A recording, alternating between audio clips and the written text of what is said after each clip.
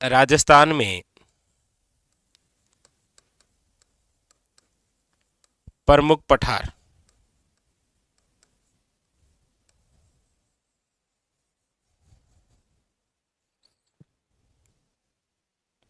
देखिए, राजस्थान में जब हम प्रमुख पठारों की बात करते हैं तो हमारे जहन में सबसे पहले यदि कोई पठार आएगा, तो यदि मैप के माध्यम से कोशिश करें हम, तो देखिए ये रहा, ये हमारा प्यारा सा राजस्थान।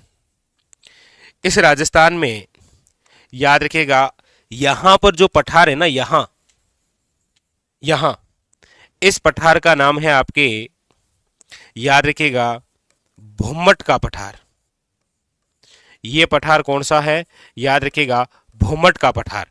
और भूमट के पठार का जो विस्तार है वो है आपके सिरोही। सिरोही के बाद में आता है कौन सा? उदयपुर। उदयपुर के बाद में कौन सा? डूंगरपुर। डूंगरपुर के बाद में कौन सा? बांसवाड़ा। यानी कि इन जिलों में जो विस्तृत पठार है वो कौन सा है? याद रखिएगा, भूमट का पठार। और भूमट का जो पठार है ये किस राज्य के साथ सटा हुआ है? तो आप कहेंगे सर इधर जो राज्य है वो है गुजरात। गुजरात के साथ, गुजरात के साथ सटा हुआ पठार कौन सा है?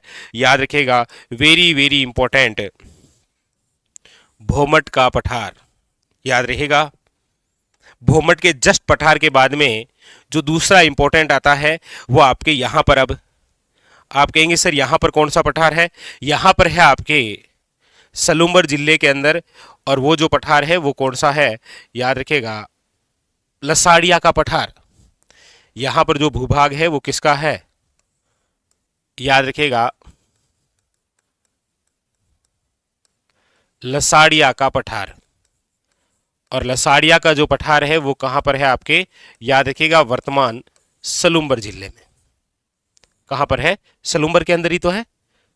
ठीक है, पहले आप उदयपुर पढ़ा करते थे, अब आपको क्या पढ़ना है? सलूम्बर। इसके अलावा यदि यहां मैं चर्चा करूं, यहां तो आप सब जानते हैं यहां पर जो पठार है इसका नाम क्या है? हाड़ौती का पठार।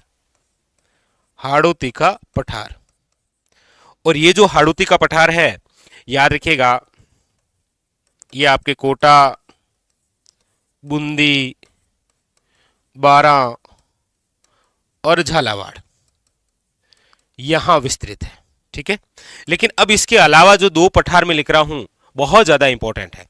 ये तो हो गया, कोई दिक्कत नहीं है, भूमट का पठार हो गया आपके सामने, दूसरा लसाड़िया का पठार हो गया, तीसरा आपके सामने हाड़ौती का पठार हो गया। अब जो मैं लिख रहा हूं फिर आपको मैप में दर्शा दूंगा, और वो है आपके सामने सबसे पहले, वो है भोराट का पठार। कौन सा है? भोराट का पठार। याद रखिएगा, एग्जाम के अंदर यहां से एक क्वेश्चन आ जाएगा आपके। भूमट का पठार, ये है भोराट का पठार। भूमट का जो पठार है वो गुजरात राज्य के साथ सटा हुआ है, सिरोही, उदयपुर, डूंगरपुर और बांसवाड़ा जिलों में विस्तृत है। लेकिन भोराट के पठार की जब बात आती है तो ये विस्तृत है आपके गोगुंदा से लेकर कुंभलगढ़, यानी कि कुंभलगढ़ से गोगुंदा। कुंभलगढ़ कहां पर है? आप कहेंगे सर राजसमंद में। और गोगुंदा कहां पर है? आप कहेंगे सर उदयपुर में। तो कुंभलगढ़ से लेकर गोगुंदा के मध्य का जो भाग है उसे आप क्या बोलते हैं? याद रखिएगा, भोराट का पठार। ये भी इंपॉर्टेंट है। इसके अलावा एक विशेष और पठार है आपके सामने, और वो है ऊपरमाल का पठार। ऊपरमाल का पठार। और ये जो ऊपरमाल का पठार है, याद रखिएगा, ये है आपके भैंसरोडगढ़ से लेकर, भैंसरोडगढ़ से बिजोलिया के मध्य का जो भाग है, भैंसरोडगढ़ से बिजोलिया के मध्य का भाग ऊपरमाल का पठार कहलाता है। यहां याद रखना है कि यह भैंसरोडगढ़ किस जिले में है? चित्तौड़गढ़ में। जबकि बिजोलिया कहां पर है आपके? याद रखिएगा, भीलवाड़ा में। ठीक है, यह भी अपने आप में बहुत इंपॉर्टेंट है। इसके अलावा यदि मैं और चर्चा करूं तो याद रखिएगा, मोस्ट इंपॉर्टेंट एक पठार आता है आपके मेसा का पठार। कौन सा पठार है? मेसा का पठार। और ये जो मेसा का पठार है ये है आपके जिस जिले में, वो जिला कौन सा है? याद रखिएगा, चित्तौड़गढ़। इसके अलावा आपके सामने आता है एक उड़िया का पठार। उड़िया का पठार, और उड़िया का पठार कहां पर है, याद रखिएगा सिरोही के अंदर। एक आता है आपके सामने आबू का पठार, और आबू का जो पठार है ये भी कहां पर है, याद रखिएगा सिरोही में। ये भी कहां पर है, सिरोही के अंदर, याद रखिएगा। एक आता है आपके, चलिए ये आप कमेंट करके बताना, एक है आपके मानदेसरा का पठार, मानदेसरा का पठार, मानदेसरा का पठार कहां पर है। इसके अलावा यदि और चर्चा आप करेंगे तो देखिए इसके अलावा आता है आपके सामने कांकनवाड़ी का पठार, और कांकनवाड़ी का जो पठार है वो आता है आपके कहां, याद रखिएगा अलवर के अंदर। इसके अलावा यदि आप बात करेंगे तो आपके सामने आ जाएगा क्रास्का का पठार, और क्रास्का का जो पठार है ये भी आपके कहां पर है, याद रखिएगा अलवर के अंदर। यानी हमारे राजस्थान में प्रमुख रूप से जितने भी पठारों से क्वेश्चन आते हैं वो पूरे पूरे आपके सामने ये रहे। एक एक पठार आपके एग्जाम के लिए इंपॉर्टेंट है। हाँ, ये आप जरूर पूछेंगे कि सर राज्य का सर्वोच्च पठार कौन सा है, तो याद रखिएगा राजस्थान का जो सर्वोच्च पठार है ना, ये वो उड़िया पठार है, याद रखिएगा। हमारे राजस्थान का जो भी सर्वोच्च पठार है वो कौन सा है, याद रखिएगा उड़िया पठार। ठीक है, तो देखिए कौन कौन से पठार हुए। सबसे पहले हमने पढ़ा भोमट का पठार, याद रखिएगा गुजरात राज्य के साथ सटा हुआ है, सिरोही, उदयपुर, डूंगरपुर और बांसवाड़ा जिलों में क्या है, विस्तृत। दूसरा है लसाड़िया का पठार, और लसाड़िया का जो पठार है वो कहां पर है, याद रखिएगा सलूम्बर में। कहां पर है, सलूम्बर में। इसके बाद में फिर हमने पढ़ा भोराट का पठार, और भोराट का जो पठार है वो है कुंभलगढ़ से लेकर गोगुंदा के मध्य। कुंभलगढ़ आपके राजसमंद में है और गोगुंदा कहां पर है, याद रखिएगा उदयपुर में। ठीक है, यहां पर यदि कुंभलगढ़ की ऊंचाई की बात करते हैं तो 1224 मीटर है, गोगुंदा की ऊंचाई की हम बात करते हैं तो 840 मीटर है, याद रखिएगा। ठीक है, दूसरी बात उपरमाल के पठार को लेकर हमारी चर्चा हुई। उपरमाल का जो पठार है वो भैंसरोडगढ़ से लेकर बिजोलिया के मध्य है, और भैंसरोडगढ़ आपके चित्तौड़गढ़ में है और बिजोलिया आपके भीलवाड़ा में है।